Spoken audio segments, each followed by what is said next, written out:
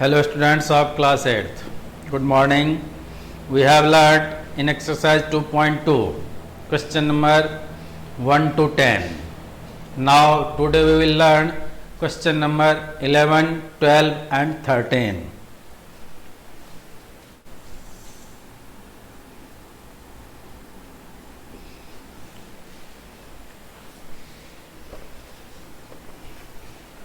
जो हमारा 11th number question है उसमें कहता है Bai Chung's father is 26 years younger than Bai Chung's grandfather फादर एंड 29 years older than Bai Chung. जो बाई चंग के पिता हैं उनके बारे में बताया गया है कि बाई चंग के दादाजी से ये जो हैं 26 ईयर्स छोटे हैं, लेकिन जो बाई चंग के फादर हैं वो बाई चंग के एज से 29 ईयर्स बड़े हैं। तो इस हिसाब से हमें जो है जैसे मान लेते हैं बाई चंग की जो प्रेजेंट एज है वो x ईयर्स है।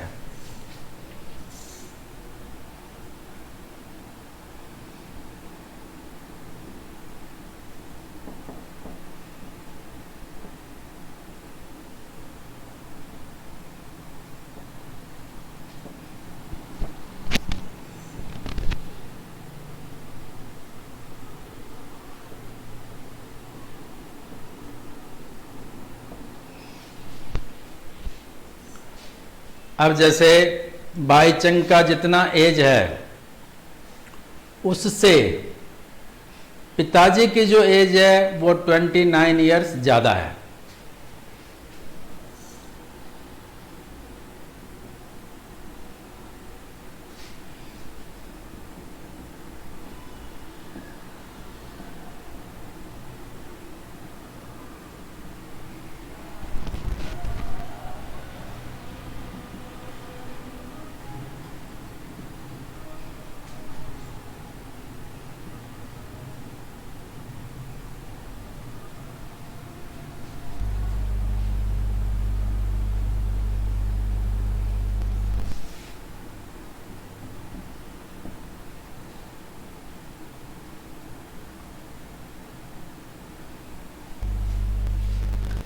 अब जो बाई चंग के ग्रैंडफादर की एज होगी वो क्या बन जाएगा, तो जो इनसे वापस 26 ईयर्स बड़ा।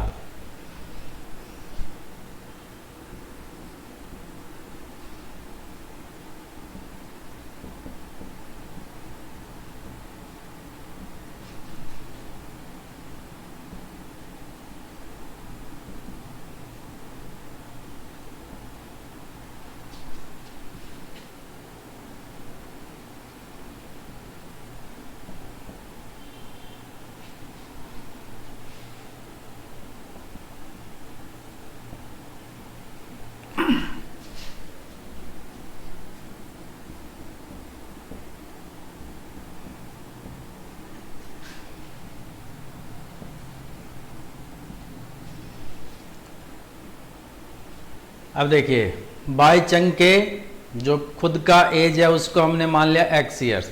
फिर क्वेश्चन में कहा गया है कि बाई चंग के पिताजी का एज बाई चंग के एज से 29 ईयर्स ज़्यादा है। इसका मतलब क्या हो गया, 29 प्लस कर लिए तो x प्लस 29 ईयर्स बाई चंग के फादर का एज हो गया।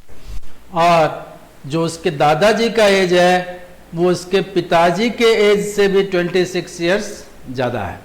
इसका मतलब क्या हो गया, x प्लस 29 उसके पिताजी की एज हुई और इसमें 26 ईयर प्लस कर दिए तो अब दादाजी की एज हो गई। फिर कहा गया है कि यदि हम तीनों के एज को सम करते हैं तो 135 ईयर्स होता है।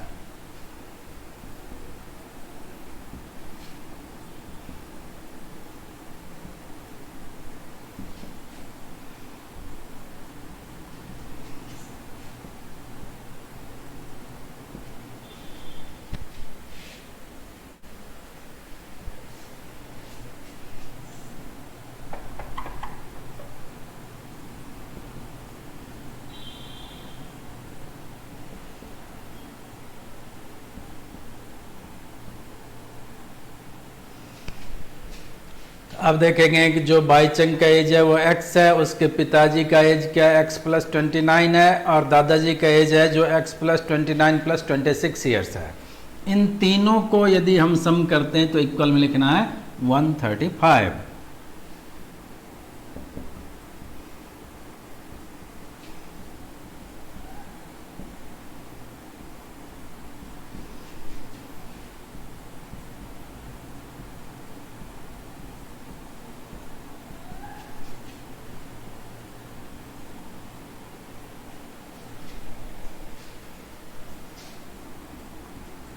अब x x x इन तीनों को प्लस कर लिया, 3x बन गया।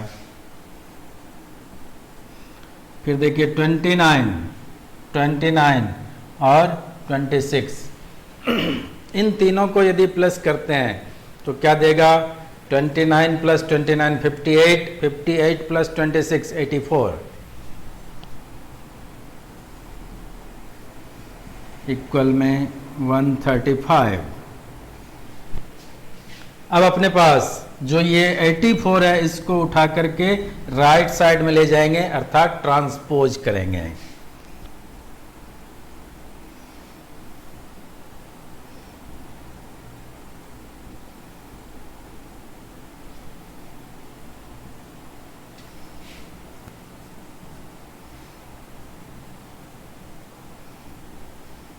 अब 135 में से 84 को माइनस कर लिया तो 5 में से 4 जाएगा, क्या बचेगा 1, और 13 में से 8 गया तो 5, तो ये हो गया 51। अब x इक्वल टू क्या हो जाएगा, 51/3, 17 टाइम में कट गया तो 17 आ गया। अब यहाँ तक आप पहले नोट कर लें, फिर इसके ऊपर रब करते हैं, वापस ऊपर चलेंगे।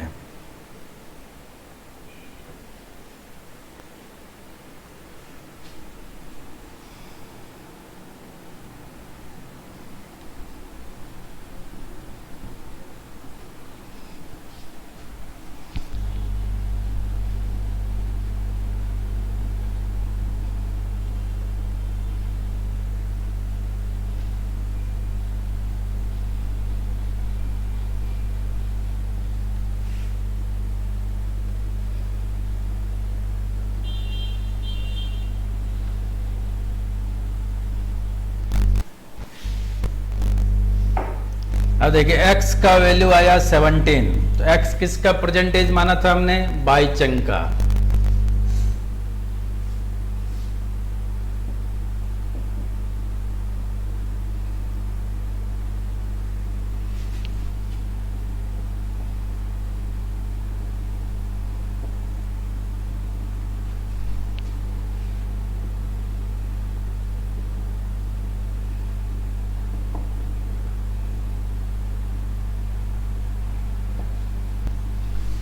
फिर है बाईचंग्स फादर्स।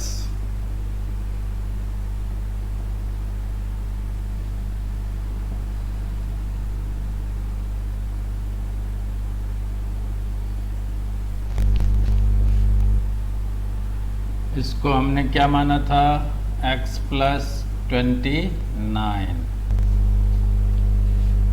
ये हो जाएगा 17 प्लस 29 इक्वल टू 46 ईयर्स।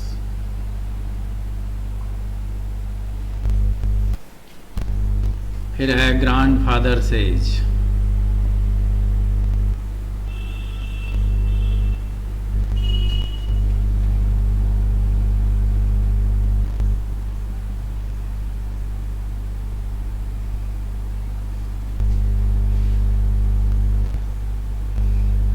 जो है x प्लस 29 प्लस 26, तो 17 प्लस 29 प्लस 26। अब देखिए इसमें इन दोनों को प्लस कर लेते हैं तो क्या देता है 55। 55 में 17 प्लस कर दिया तो क्या देगा 72।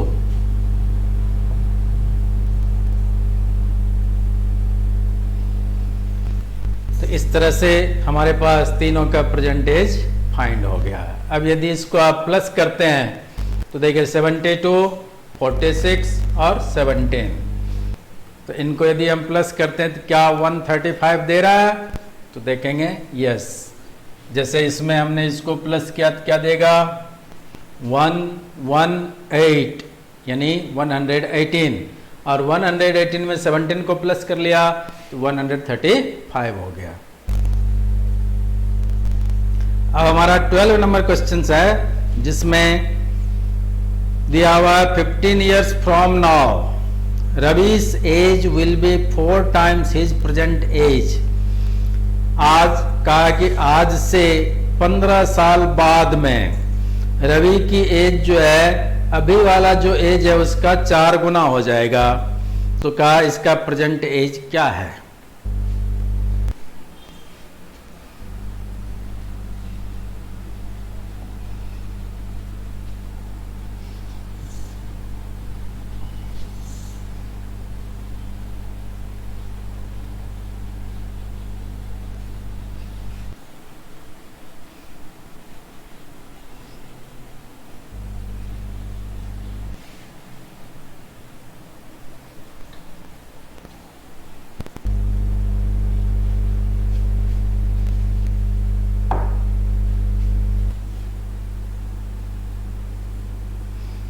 इसमें भी हम मान लेंगे कि रवि का जो प्रेजेंट एज है वो x ईयर्स है।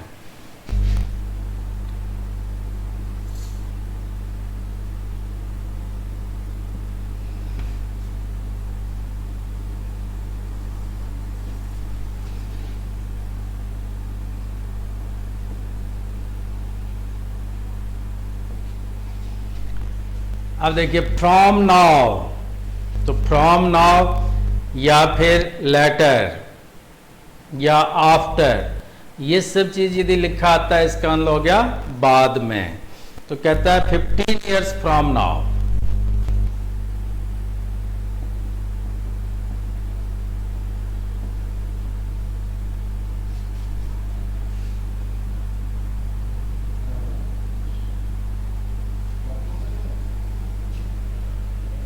तो यहां देखेंगे रवि का एज यदि अभी x ईयर्स है तो 15 years बाद में क्या हो जाएगा?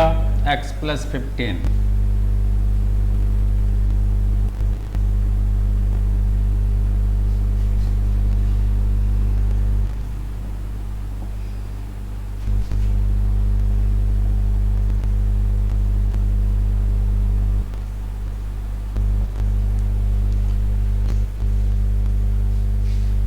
फिर कहा है कि ये एज जो है पहले वाले जो प्रेजेंट एज है उसका 4 गुना हो जाएगा।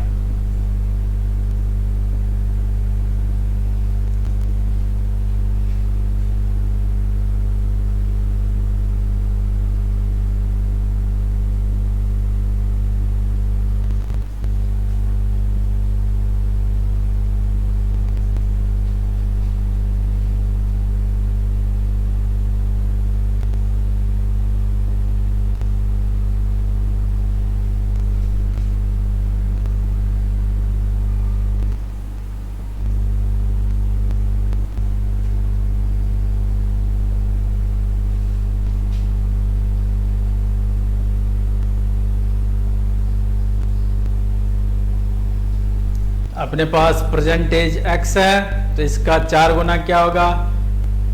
4x। अब यहां जो अपने पास 15 years के बाद में एज होगा वो कितना है? तो x + 15,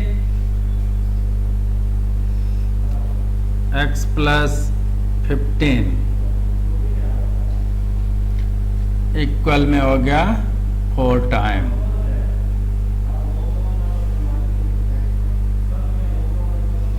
अब देखिए इस x को उधर कर लेते हैं तो क्या होता है? 4x - x इक्वल में क्या बचता है? 15। अब 4x में से x को माइनस कर लिया, 3x दिया इक्वल टू 15। अब x इक्वल टू क्या हो जाएगा? 15/3 कैंसिल हो गया 5 टाइम।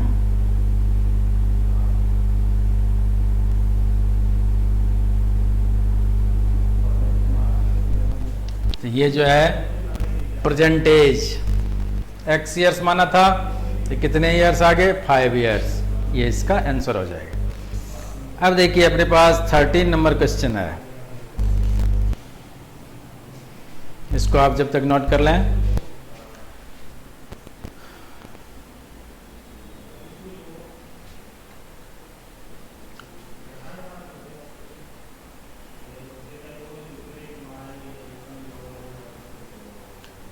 थर्टीन नंबर क्वेश्चन है, a rational number is such that when you multiply it by 5/2 and add 2/3 to the product you get -7/12। What is the number? हम क्या मान लेंगे, नंबर जो है अपने पास वो क्या है, x है।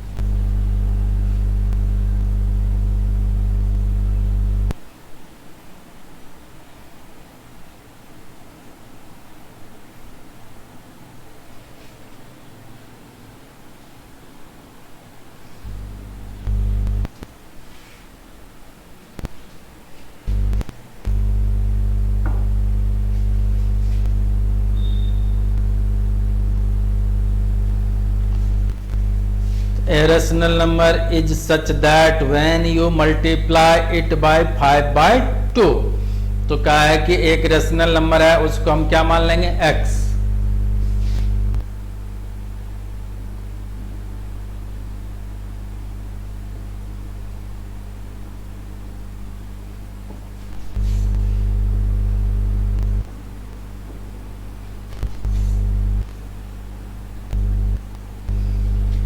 अब देखिए ये x है का, इसको मल्टीप्लाई करना है 5/2 से।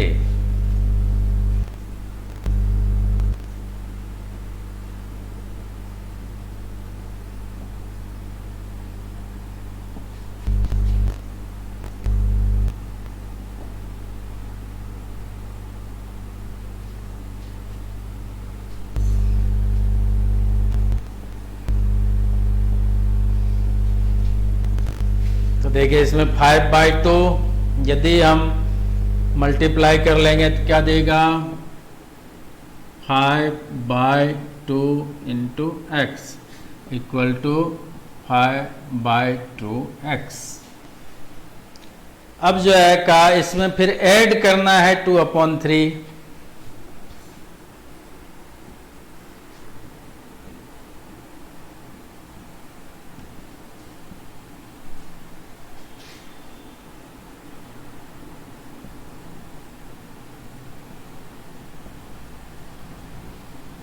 तो देखिए अपने पास प्रोडक्ट आ गया, मल्टीप्लाई करने के बाद जो आंसर बनता है उसको हम क्या कहते हैं, प्रोडक्ट।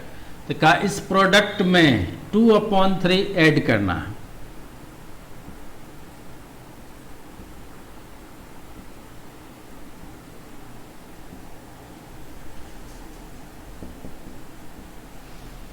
तब हमें रिजल्ट क्या मिलेगा, तो ये मिलेंगे -7/12।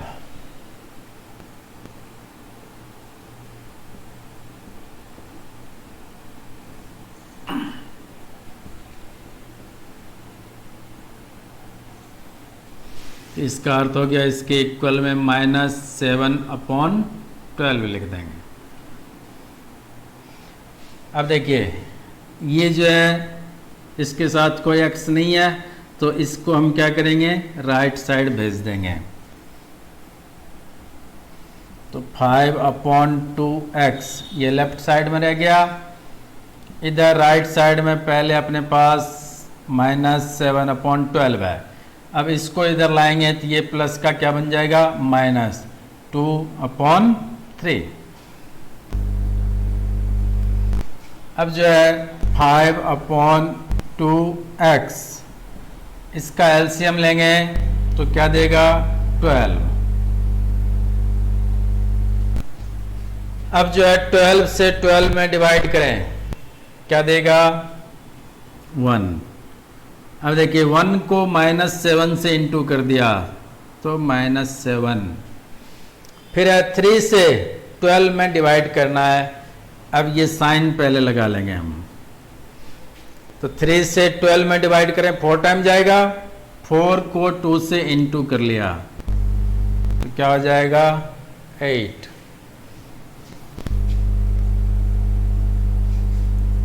फिर 5/2 x इक्वल टू, इस दोनों को देखते हैं, दोनों में साइन किसका है, माइनस का, इसलिए ऐड होगा लेकिन आंसर माइनस में लिखना है। तो -15/12। अब देखिए यहां से क्रॉस मल्टीप्लाई कर दिया जाए तो आप देखेंगे क्या देगा ये 5x × 12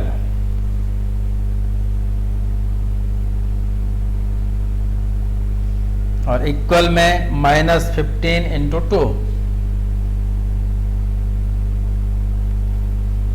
अब यहां से x इक्वल टू -15 × 2 अपॉन, इधर जो है क्या बच गया 5 और इंटू 12। 5 से 15 को कट किया 3 टाइम में, फिर 3 से 12 को कट कर लिया 4 टाइम में, फिर 2 से 4 को कट कर लिया 2 टाइम में। ऊपर कुछ नहीं है, इसका मतलब 1 आ गया। तो क्या बन गया -1/2। ये आंसर हो जाएगा।